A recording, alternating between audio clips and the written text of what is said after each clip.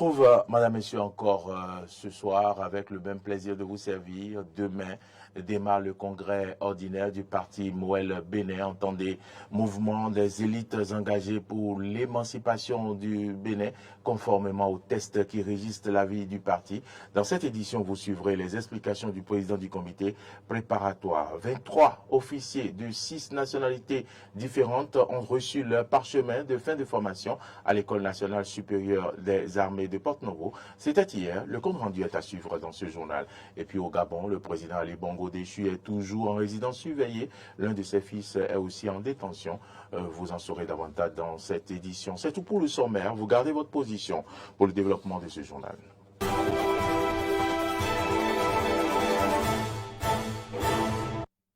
Madame, Monsieur, bonsoir et merci de votre fidélité à Eden TV. Le chef de l'État, Patrice Talon, en visite d'État en Chine avant son tête-à-tête avec le président chinois Xi Jinping, a visité le musée de l'école du Parti communiste chinois et a échangé avec son premier responsable.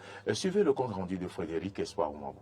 Quelques heures après son arrivée en terre chinoise, dans le cadre de sa visite d'État, le président Patrice Talon s'est rendu au musée de l'école du Parti communiste chinois où il a été accueilli à son arrivée par Hui Chuntao, vice-président de l'école du parti. L'école du parti est un centre d'excellence et de renforcement de capacité des fonctionnaires membres du Parti communiste et qui permet de former les dirigeants chinois qui exerceront des fonctions importantes en province ou au niveau national. En son sein et au travers des 3000 pôles décentralisés de cette école répartis sur l'ensemble du territoire chinois, le Parti communiste forme chaque année plus de 700 000 cadres sur les différentes théories qui constituent les idées directrices, le renforcement de la vision et de l'engagement de ses membres, sans oublier le leadership et la lutte contre la corruption. Désireux d'en apprendre un peu plus au sujet du mode de fonctionnement du Parti communiste chinois, ainsi que de l'impact de cette école sur l'ensemble des personnes qu'elle forme, le président Patrice Talon a pendant plus d'une trentaine de minutes scruté les différentes archives et photos présentes dans ce musée qui abrite la mémoire du parti et met en lumière les grandes figures de son histoire depuis Mao Zedong jusqu'au président Xi Jinping. Au terme de la visite du musée, il s'est tenu une séance d'échange convivial entre les membres de la délégation présidentielle et quelques hauts fonctionnaires du parti. Des échanges qui ont permis au président Patrice Talon de conclure ce qui suit. Je vous remercie pour cet honneur qui est fait à moi-même et ma délégation pour venir en ce lieu emblématique du développement et du rayonnement de la Chine. C'était impressionnant de voir combien un outil central peut contribuer à travers le temps à l'efficacité et à la gouvernance pour porter la Chine là où elle est. Le développement durable n'est jamais l'effet du hasard. On voit bien que c'est un processus et cette école est dans le processus de pensée, de mise en œuvre des actions et c'est de grande inspiration. Et quand on voit d'où la Chine est partie et combien de progrès vous avez réalisé en si peu de temps, et qu'on voit le mécanisme, c'est la formation, c'est l'engagement, et notamment des élites, des dirigeants. Et nous conduisons le destin de nos pays avec ce qu'on appelle du tout venant. Et malheureusement, les uns et les autres qui constituent l'élite de gouvernance n'ont pas les aptitudes qu'il faut, n'ont pas les prérequis, n'ont pas les formations, n'ont pas les niveaux d'engagement qu'il faut, et pourtant, c'est eux qui doivent décider de diriger ces pays. Vous comprenez pourquoi l'Afrique attend du retard. Pour rappel, l'école du Parti communiste chinois est fondée le 13 mars 1933 par le comité central du Parti communiste chinois. Démarré le 22 décembre 2022, le 19e coup d'état-major organisé à l'École nationale supérieure des armées ENSA s'est achevé hier par une cérémonie de remise de diplôme de fin de stage aux stagiaires. La dite cérémonie a été présidée par le chef d'état-major de l'armée de terre, représentant le chef d'état-major général des forces armées béninoises. Compte rendu, Clément Somoko. Après 36 semaines de cours intenses à l'École nationale supérieure des armées ANSA de Porto Novo, le 19e cours préparatoire à l'obtention du diplôme d'état-major a livré son épilogue par la remise du diplôme d'état-major aux 23 stagiaires de 6 pays africains, dont le Bénin. Ils ont reçu au cours de cette formation un volume global de 1260 heures d'enseignement avec pour finalité de rendre les bénéficiaires plus aptes à servir dans un état-major en temps de paix, de crise et de guerre. Le taux de réussite à la fin de ce stage est de 100% et l'ANSA s'en réjouit. L'ANSA est donc fier de livrer aux forces armées béninoises ainsi qu'aux forces armées amies qui nous ont fait confiance des officiers d'état-major immédiatement utilisables et dotés de qualités indéniables. Il est aussi évident que vous devez continuer sans cesse à vous cultiver afin d'être à la hauteur des nombreux défis qui pointent à l'horizon pour être donc de dignes ambassadeurs de l'ANSA. Ce stage a été couplé à un master de professionnel en études stratégiques, sécurité et politique de défense, organisé conjointement avec la faculté de droit et de sciences politiques de l'université de Parakou. Le contre-amiral, chef d'état-major de la marine congolaise, parrain de la promotion, a félicité ses filleuls avant de leur prodiguer quelques conseils. Dans la vie de tous les jours, vous devez cultiver certaines valeurs qui constituent des vertus cardinales qui fondent et valorisent nos sociétés. Il vous faut ainsi faire preuve de discipline, de ponctualité, de rigueur, d'intégrité, mais aussi et surtout d'humilité. Quelle que soit votre âme d'appartenance, ayez l'esprit d'entreprise et l'esprit d'équipage. Vous êtes pour certains à la lisière et pour d'autres nouveaux dans la catégorie des officiers supérieurs. Ayez de l'audace, du courage et de l'imagination et vous réussirez. Dans son discours de clôture de la cérémonie, le chef d'état-major de l'armée de terre, représentant le chef d'état-major général des forces armées béninoises, a rappelé aux récipiendaires que l'officier traitant qu'ils sont maintenant devenus est la cheville ouvrière de l'état-major de leur pays, surtout dans le contexte actuel de menaces terroristes.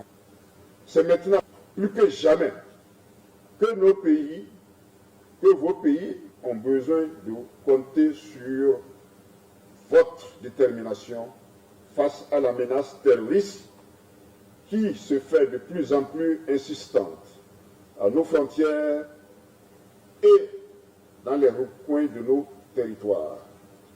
Je suis rassuré que par la qualité de l'enseignement que vous avez reçu dans ce temple du savoir et votre détermination, plus que des officiers traitants, vous serez de véritables piliers sur lesquels nos armées reposeront.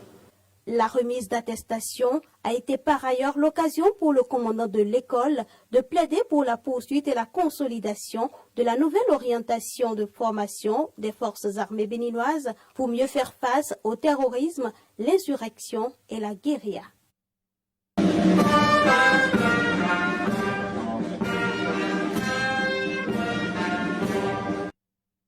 Félicitations donc à ces 23 officiers de l'ANSA qui, à la fin de cette cérémonie, ont accepté pour certains de se prononcer. Suivez.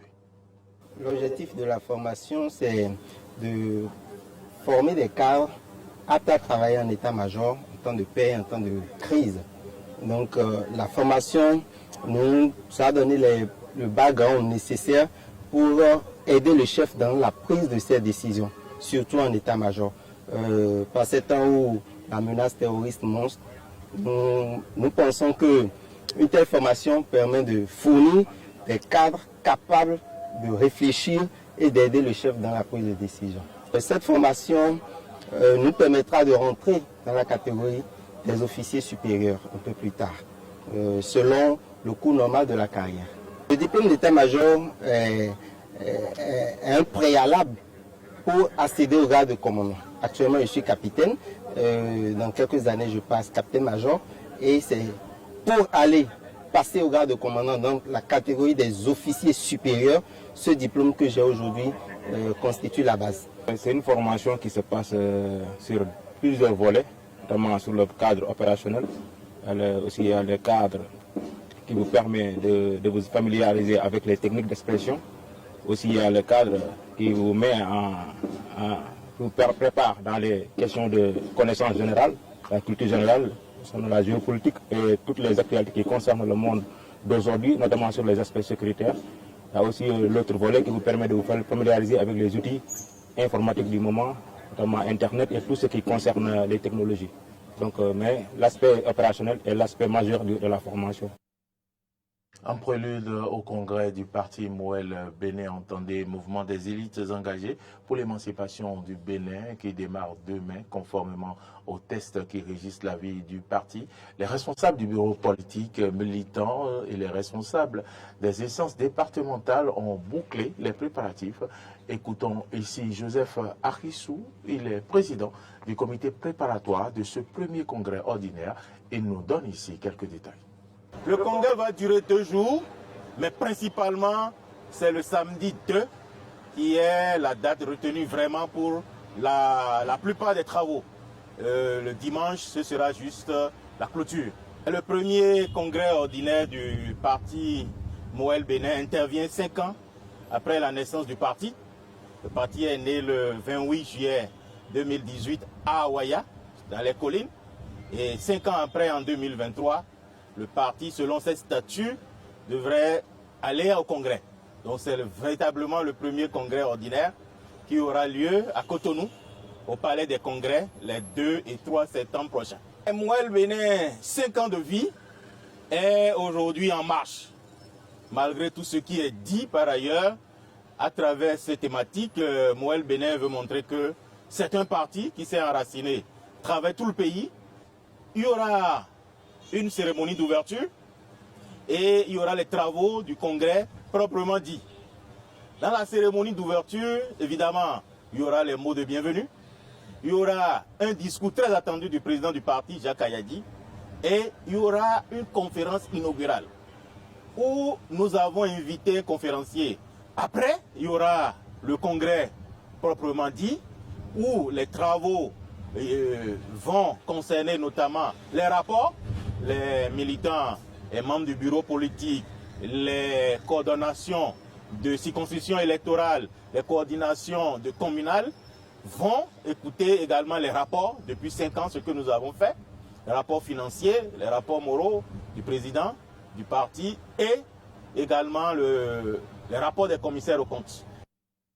Allons maintenant au Gabon où le président Ali Bongo déchu est toujours assigné à résidence. Son fils Noureddine Bongo Valentin, quant à lui, est détenu au quartier général de l'armée. Suivons ici le point fait par nos confrères de RT. Jeudi 30 août, les militaires gabonais ont suspendu les résultats des élections présidentielles et pris le pouvoir. Le fils du président déchu et 6 autres personnes sont accusés de haute trahison, de détournement massif des deniers publics, de faux et malversations financières internationales. Le nouveau gouvernement a annoncé le chef de la garde présidentielle président de la transition et a promis de mettre en place les institutions de la transition progressive. Il a souligné qu'il respecterait tous les engagements intérieurs et extérieurs du Gabon. Son communiqué initial, le comité de la transition a évoqué des élections qui n'étaient ni transparentes, ni crédibles, ni inclusives.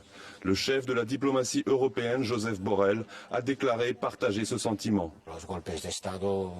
Les coups d'État militaires ne sont pas la solution, mais il ne faut pas oublier qu'auparavant, le Gabon avait tenu des élections marquées par de nombreuses irrégularités. Il y a des coups d'État militaires et il y a des coups d'État institutionnels dans lesquels les armes ne sont pas nécessaires. Mais si on truque des élections pour conquérir le pouvoir, c'est aussi un moyen irrégulier d'accéder au pouvoir. La République du Tchad a proposé de convoquer une réunion des dirigeants de la communauté économique des États de l'Afrique centrale, la CEEAC, à laquelle appartient le Gabon, pour discuter de la situation. De manière attendue, plusieurs pays occidentaux, en premier lieu la France, et les organisations internationales de premier plan que sont l'ONU et l'Union africaine, ont rapidement condamné le renversement au Gabon. Ils appellent même au rétablissement immédiat du gouvernement élu, sans pour autant proposer quoi que ce soit pour résoudre la crise démocratique au Gabon.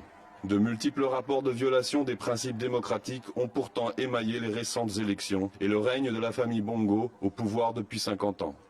D'abord, la France condamne le coup d'État militaire qui est en cours au Gabon. Et la France surveille avec beaucoup d'attention l'évolution de la situation sur place et réaffirme son souhait que le résultat de l'élection, lorsqu'il sera connu, puisse être respecté. Après la réunion d'aujourd'hui, l'Union africaine a pris la décision de suspendre la participation du Gabon à toutes les activités de l'organisation jusqu'au rétablissement de l'ordre constitutionnel. Toutefois, contrairement aux puissances internationales, le peuple gabonais a, lui, ostensiblement accueilli l'événement comme une libération. Tout se passe bien, les Gabonais sont en fête. Nous sommes enfin libérés. Je dirais que c'est pour moi la vraie fête d'indépendance. On voit ça comme une libération. Aujourd'hui, nous avons manifesté et les forces de l'ordre étaient de notre côté. Il n'y a pas eu de casse tranquille. Nous remercions ces messieurs, ces braves messieurs qui ont participé à cela.